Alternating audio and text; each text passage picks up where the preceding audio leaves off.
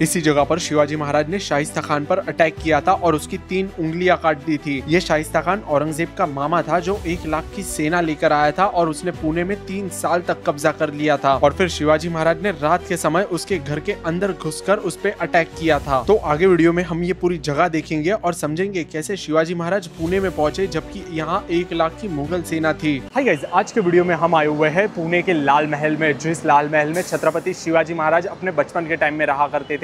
और इस लाल महल को शिवाजी महाराज के फादर यानी शाहजी राजे ने बनवाया था जीजामाता और छोटे शिवाजी महाराज के रहने के लिए। लेकिन बाद में जब 1660 में शाइस्ता खान पुणे में आया था, जो मुगल सेना का कमांडर हुआ करता था, और वो अपने साथ में 1 लाख की मुगल सेना लाया था, उसने पुणे शहर पर कब्जा कर लिया था और वो है ना इसी लाल महल के अंदर रहने लगा था। तो शिवाजी महाराज ने उसको यहाँ से निकालने के लिए फर्स्ट टाइम सर्जिकल स्ट्राइक की थी। सर्जिकल स्ट्राइक का मतलब होता है दुश्मन के इलाके में घुसकर उस पर अटैक करके सेफली रिटर्न आ जाना। क्योंकि शाइस्ता खान के पास 1 लाख की सेना थी तो डायरेक्ट वॉर करना पॉसिबल नहीं था, तो उन्होंने सर्जिकल स्ट्राइक का सॉल्यूशन निकाला। और शिवाजी महाराज के सर्जिकल स्ट्राइक से इंस्पायर होकर अपने इंडियन आर्मी ने भी पाकिस्तान के ऊपर सर्जिकल स्ट्राइक की थी। उसके बारे में भी हम आगे बात करेंगे।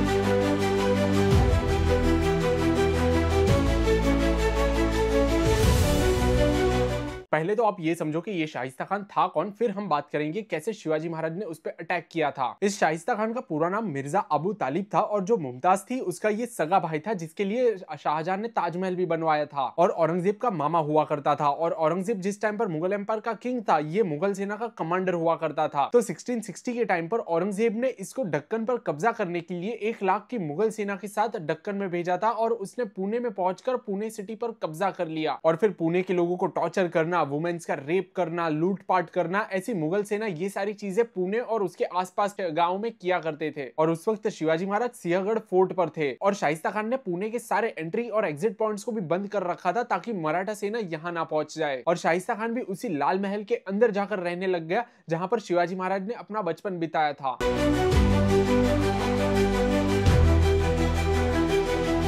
तो अब हम बात करते हैं कैसे शिवाजी महाराज ने शाइस्ता खान पर अटैक किया था। तो ये बात थी 5 अप्रैल 1663 की। शिवाजी महाराज अपने 500 सैनिकों के साथ लाल महल के पीछे की तरफ पहुंच जाते हैं और वो यहाँ तक कैसे पहुंचे और उसकी पूरी प्लानिंग कैसे की थी उसके बारे में हम आगे बात करेंगे। और जो कि शिवाजी महाराज ने इस लाल महल के अंदर अपना पूरा बचपन बिताया था, तो उनको है ना सारे यहाँ के रूम्स और रास्तों के बारे में पता था। तो शिवाजी महाराज ने इस लाल महल के पीछे की तरफ पहुंचकर देखा जिस जगह से वो लाल महल के अंदर जाने वाले थे पीछे के रास्ते से, वहां पर तो आज के टाइम पर उस शाइस्ता खान ने एक दीवार बना दी थी। तो शिवाजी महाराज अपने सैनिकों के साथ मिलकर वो दीवार तोड़ने लगते हैं और उतना हिस्सा तोड़ लेते हैं जहां से एक आदमी अंदर चला जाए और उस रास्ते से सारे सैनिक एक एक करके लाल महल के अंदर घुस जाते हैं। तो शिवाजी महाराज अंदर जाकर शाइस्ता खान को ढूंढने लगते हैं। ग्राउंड फ्लोर पर उन्होंने देखा, ग्राउंड फ्लोर पर उनको कोई भी नहीं मिला। फिर वो फर्स्ट फ्लोर पर गए और फर्स्ट फ्लोर पर देखा तो एक लेडीज सोई हुई थी और वो लेडीज ने शिवाजी महाराज को देख लिया और वो जाग गई थी और चिल्लाने लगी। और उससे शाइस्ता खान भी अलर्ट हो गया जो टॉप फ्लोर पर यानी सेकंड फ्लोर पर सोया हुआ था। और शाइस्ता खान हमेशा अपने साथ में एक गन और तलवार रखता था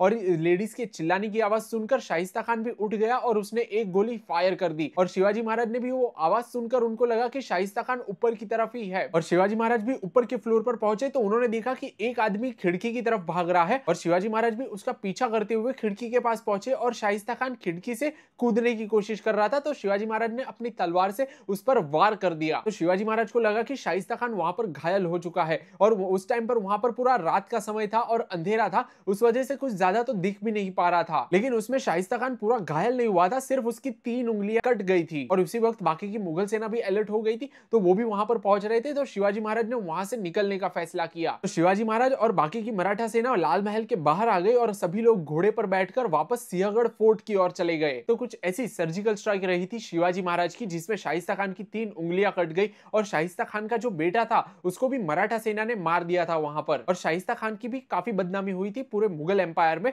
क्योंकि उसके पास इतनी बड़ी मुगल सेना होने के बावजूद भी एक आदमी ने उसके घर पर घुसकर हमला कर दिया उस पर। और इसके बाद तो शाइस्ता खान भी ये सोचने लगा कि शिवाजी महाराज जरूर कोई शैतान है और उनको कोई जादू टोना आता है और वो वापस से फ्यूचर में उसके ऊपर अटैक कर सकते हैं। और डर के मारे उसने लाल महल को छोड़ दिया, पुणे शहर को छोड़कर वो वापस दिल्ली की ओर चला गया अपनी मुगल सेना को लेकर।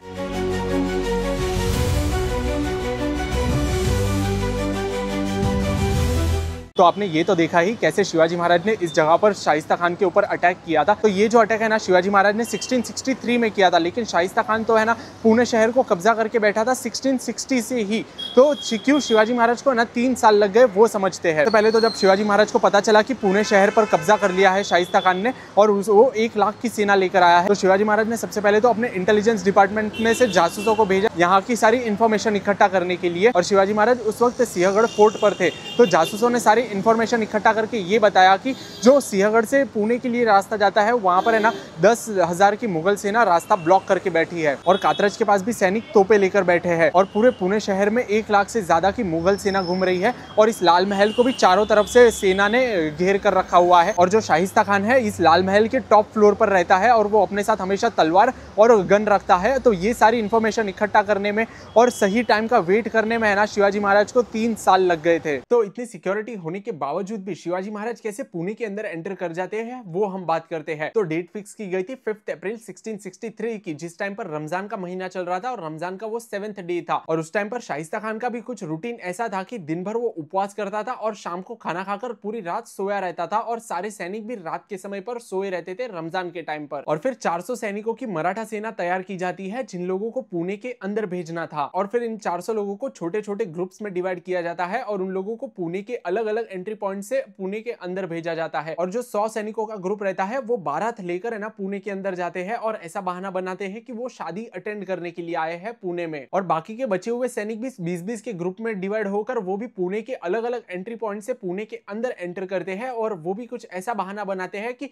वो पुणे में ही रहते हैं और कुछ दिन के लिए बाहर गए थे, अब वो वापस आ गए हैं। और अभी तक जितने भी सैनिकों ने एंटर किया था वो अपने साथ वेपन्स नहीं ले गए थे, तो लेकिन हमला करना था तो उसके लिए वेपन्स भी जरूरी थे। तो मराठा सेना में से एक सैनिक ने तो मुगल सेना जैसा गेटअप लिया जहां पर वो है ना बैलगाड़ी को लेकर जा रहा था और बैलगाड़ी के ऊपर घास भरी हुई थी और घास के नीचे उसने है ना तलवार, ढाल और वेपन्स छुपाए हुए थे और वो भी है ना सक्सेसफुली पुणे के अंदर एंटर कर गया। लेकिन मेन बात अभी तक शिवाजी महाराज है ना वो पुणे के अंदर नहीं पहुंचे थे। वो कैसे पहुंचे वो समझते हैं। उसमें से एक हट्टा गट्टा सैनिक था जिसको मुगल के कमांडर जैसा कपड़े पहनाया, सोना चांदी पहनाया और उसको घोड़े पर बिठाकर लेकर गए और शिवाजी महाराज भी उसी के साथ एक मामूली मुगल सैनिक जैसे कपड़े पहनकर वो भी उसी के साथ पुणे के अंदर पहुंच गए। तो ये सारे मराठा सैनिक काफी दिनों से पुणे के अंदर एंटर कर रहे थे और ये उनके बीच में ये तय हुआ था कि 5 अप्रैल 1663 की रात को जब शिवाजी महाराज यहाँ पहुंचेंगे तो वो लोग लाल महल के पीछे मिलेंगे सभी लोग। तो जिस दिन शिवाजी महाराज भी पुणे के अंदर एंटर करते हैं सभी मराठा सैनिक उनको वो लाल महल के पीछे की तरफ मिलते हैं।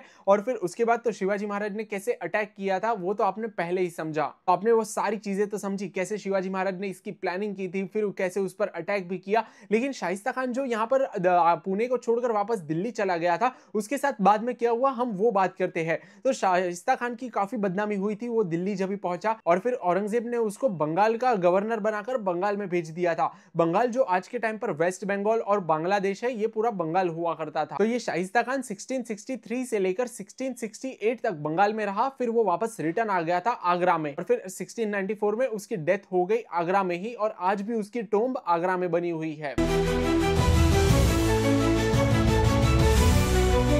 और आपको यह भी पता होगा इंडियन आर्मी ने भी एक बार सर्जिकल स्ट्राइक की थी उरी हमले के बाद पाकिस्तान में बैठे हुए टेररिस्ट को मारने के लिए, जिसके बारे में खुद इंडियन आर्मी के लेफ्टिनेंट जनरल राजेंद्र निम्भोरकर ने कहा था। वो खुद भी सर्जिकल स्ट्राइक का पार्ट थे। को आज लाल महल दिखाया वो ओरिजिनल लाल महल नहीं है शिवाजी महाराज के टाइम का, ये सिर्फ है ना उसका एक रेप्लिका बनाया गया है उसी जगह पर जिस जगह पर पहले लाल महल हुआ करता था। जो ओरिजिनल लाल महल था उसको तो जैसे शिवाजी महाराज के फादर ने बनवाया था शिवाजी महाराज के रहने के लिए, तो वो पूरा लकड़ियों का बना था। तो लकड़ियां इतने टाइम तक नहीं टिकती कि उसको है ना करीब 400 साल हो गए हैं, तो वो है ना डिस्ट्रॉय हो चुका था। और ये जो लाल महल आज आपने देखा ये 1980s के टाइम पर पुणे में है ना म्युनिसिपल कॉर्पोरेशन ने बनवाया था, लेकिन ये जगह सेम थी जहां पर पहले लाल महल हुआ करता था। और ये भी है ना लाल महल जैसा ये एक रेप्लिका बनाया है, जैसे हिस्टोरिकल में हमारे लिखा हुआ था कि लाल महल कैसा हुआ करता था पहले। और हमेशा आपने मेरे वीडियोस में देखा होगा कि मैं ऑन लोकेशन वीडियोस बनाता हूं, लेकिन इस बार भी मैं जब यहाँ पर शूट करने के लिए पहुंचा था तो वहां के सिक्योरिटी सिक्योरिटी हमें अलाउ नहीं कर रहे थे, क्योंकि वहां पर पहले से